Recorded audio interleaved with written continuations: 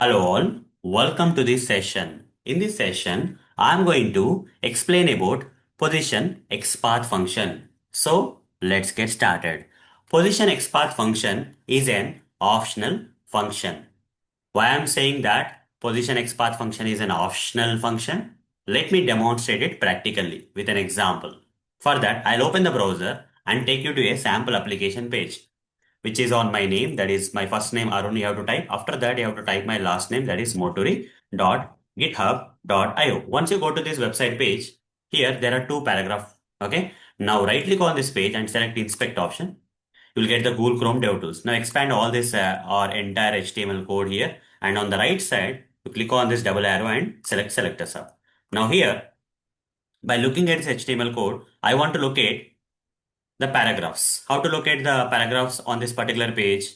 Here we have two paragraph tags. First paragraph tag, second paragraph tag. If I want to locate all the paragraphs on this page, what is the relative XPath expression I need to write? /p. You see, two elements which are nothing but first paragraph and second paragraph are getting located. But what if my requirement is to locate only the first paragraph, not the both the paragraphs? Then after the p, I'll be writing like this one, square bracket 1. Press enter. Out of these two paragraphs, only the first paragraph is getting located. But what if I want to locate the second paragraph? In place of the one, I have to give number 2. Now it will locate the second paragraph. Whether you want to locate the first paragraph, I'll be giving 1. Whether you want to locate the second paragraph, I'll be giving 2. Okay. You generally write this kind of XPath expression. You can also write something like this. Okay. If you are providing 1 inside a square bracket, you can also write something like this. That is position. Okay. First write position function. Okay, first write position function. In between the square brackets, you can write position function is equal to 1, which will also yield the same result. Whether you write simply 1 in between the square brackets or you write position function is equal to 1 inside the square bracket, both will give the same result. If I say position is equal to 2, look at the second paragraph. You see? And if you remove this position is equal to, still you will get the same result. It's still locating, right? So that's why I'm saying position XPath function is an optional function. Whether you write or not, it will work.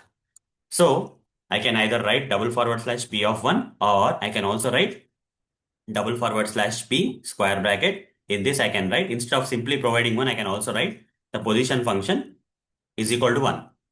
Okay. So here without position function also, like this kind of XPath expression is giving me the same result, right? So I can also write like this /p position is equal to function is equal to 2. Okay, it will look at the second paragraph that you already know.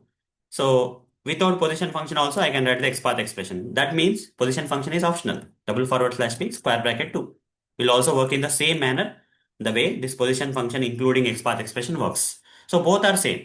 Okay, the right side XPath expressions and left side XPath expression both are same. That means this position XPath function is optional function in XPath expressions. Okay, if you want more readability, you can add these position functions. But if you are okay with the short forms, then you can go with this kind of stuff. Fine. Now I'll give you one more example for this. So let's go to another application, that is another sample application, that is omayo.blogspot.com. Press enter. Now right click on this. Once the page is loaded here, right click on some empty area and select inspect option. Again here you will get the Google Chrome DevTools, and on the right side click on this double arrow and select selector sub.